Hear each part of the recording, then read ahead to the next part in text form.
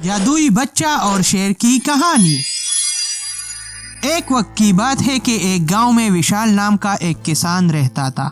उसके पास एक गाय और 2 बैल थे। विशाल गाय का दूध बेचता था और बैलों से खेत में काम करता था। इस साल उसने गाजर के बीज बोए थे। एक दिन वो मामूल के मुताबिक अपना सामान लेकर खेत की तरफ रवाना हुआ। खेत पहुंचने के बाद उसने देखा कि सारे फसल के उगने का वक्त आ चुका था। मुझे लगता है फसल के उगने का वक्त आ चुका है। अगर इन दिनों में बारिश हुआ तो मेरा सारा फसल बर्बाद हो जाएगा। फसल को जल्दी से काटना होगा। विशाल अपने खेत के गाजरों को उगाने लगा, लेकिन उसके साथ ये फिक्र बीता कि कौन इस साल मुझसे गाजर खरीदेगा। विशाल दोपहर तक मुसलसल काम करते करते थक गया। अब बहुत थक चुका हूँ और काम कल कर लूँगा। अभी घर जाकर थोड़ा आराम करता हूँ। तो विशाल ने अपना सामान उठाया और घर की तरफ रवाना हुआ। जब वो घर जा रहा था तो रास्ते में उसके सामने एक शख्स आ गया। तो उसने विशाल से कहा, अरे विशाल बेटा, कैसे हो? मैं ठीक हूँ रामू काका, आप कैसे हैं? मैं भी बिल्कुल ठीक हूँ। तुम कई दिनों से नजर नहीं आए, कहाँ मसरूफ होते हो? आपको तो पता है कि फसल के उगने का वक्त आ चुका है, इसलिए खेत में काम थोड़ा ज्यादा होता है, तो वहाँ मसरूफ रहता हूँ। अच्छा ठीक है। वैसे मुझे याद आया, मुझे तुमसे एक बात करनी थी। जी रामू काका, बताइए, मैं सुन रहा हूँ। इस साल तुम्हारे सारे खेत के गाजर मैं खरीदूंगा, इसलिए किसी और के साथ बेचने की बात मत करना। विशाल ये सुनकर बहुत खुश हुआ कि चलो खेत का फसल तो बिक गया। ठीक है काका, आप बिल्कुल फिक्र ना करें, इस साल मैं सारे गाजर आपको भेजूंगा। बहुत शुक्रिया बेटा। रामू काका, आप मुझे इजाजत दीजिए, बहुत थक चुका हूँ। अब घर जाकर थोड़ा आराम करूँगा। ठीक है बेटा। विशाल अपने घर की तरफ रवाना हुआ।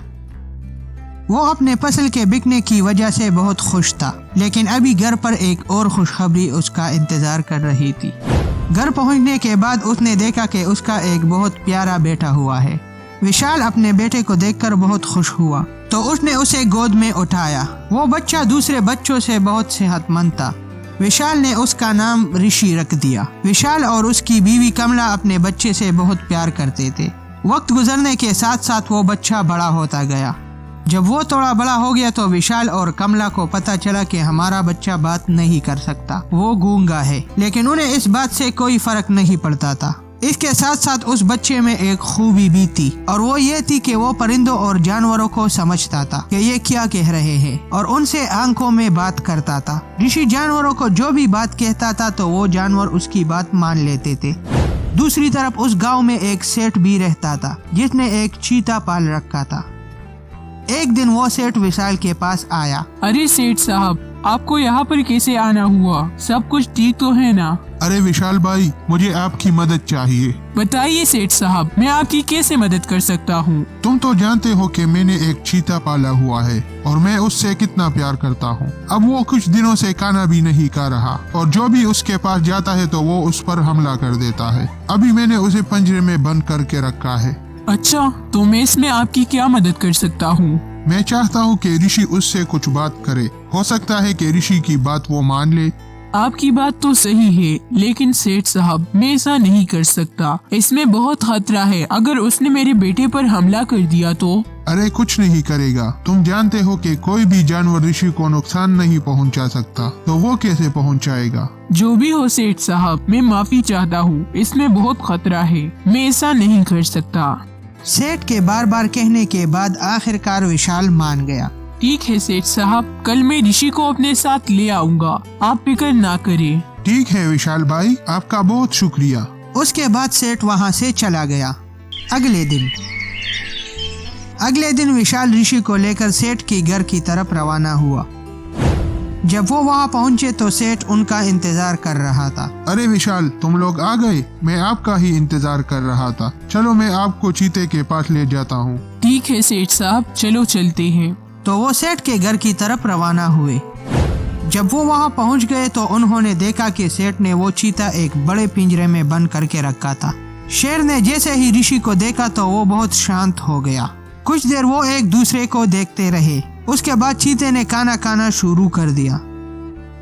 ये देखकर सेठ बहुत खुश हुआ। सेठ ने विशाल से कहा, अरे विशाल भाई, आपका बहुत शुक्रिया। देखो तो मेरा चीता ठीक हो गया। मैंने आपको कहा था ना कि ऋषि उसे समझा देगा। मैं आपका ये एहसान कभी नहीं भूलूंगा। आपकी वजह से मेरा चीता ठीक हो गया। अरे कोई बात नहीं सेठ साहब, ये हमारा फर्ज था। अगर हम एक दूसरे की मदद नहीं करेंगे तो कौन करेगा। अब हमें इजाजत दीजिए, हम चलते हैं। ठीक है विशाल भाई, मैं एक बार फिर से आपका शुक्रिया अदा करता हूँ। उसके बाद ऋषि और विशाल वहाँ से चले गए। ये बात आसपास के सारे गांव में फैल गई।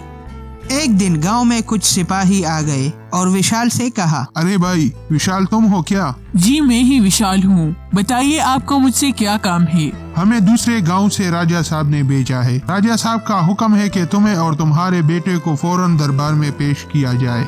विशाल ये सुनकर थोड़ा सा डर गया कि राजा साहब ने मुझे और मेरे बेटे को क्यों बुलाया है, कहीं हमसे कोई गलती तो नहीं हुई। तो विशाल ने कहा, ठीक है भाइयों, चलते हैं, लेकिन पहले मैं अपने बेटे को जरा घर से ले आऊं, उसके बाद हम चलेंगे।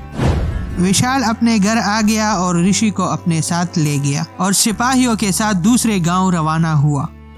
कुछ देर बाद वो उस गांव पहुंच गए।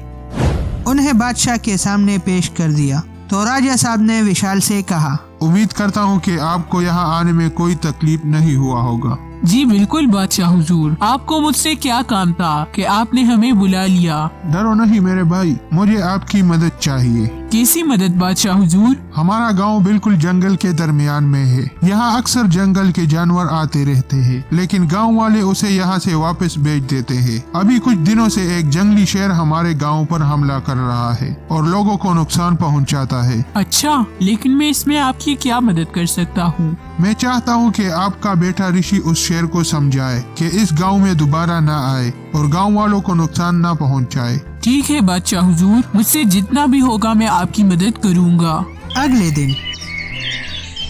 अगले दिन जैसे ही शेर गांव में आ गया तो ऋषि उसके सामने आया। शेर ने जैसे ही ऋषि को देखा तो वो बहुत शांत हो गया। कुछ देर तक शेर और ऋषि एक दूसरे को देखते रहे और आंखों में एक दूसरे से बात करते रहे। उसके बाद शेर वापस शांति के साथ चला गया। सारे गांव वाले इससे बहुत खुश हुए। बादशाह ने विशाल से कहा, अरे विशाल, आपका बहुत शुक्रिया। मैं आपका ये एहसान कभी नहीं भूलूंगा। ये हमारा फर्ज था। जब भी आपको हमारी मदद की जरूरत होगी तो मैं करूँगा। बादशाह ने उसे तोहफे में एक सोने का संदूक दे दिया। उसके बाद विशाल और ऋषि दोनों अपने गांव की तरफ रवाना हुए। विशाल ने उस सोने से कुछ गायें और जमीनें खरीद लिए और खुशी से अपने खेतों में काम करने लगा और अपनी जिंदगी अपने बेटे और बीवी के साथ खुशी से बसर करने लगा। तो दोस्तों, आज आपको इस कहानी से क्या सबक मिला? ऊपर वाला हमें जो भी ताकत दे तो हमें उससे भले कामों के लिए इस्तेमाल करना चाहिए। तो दोस्तों, अगर आपको हमारी कहानी अच्छी लगी हो तो इसको लाइक शेयर जरूर करना और मिक्विट यूट्यूब चैनल को सब्सक्राइब करना मत भूलिएगा।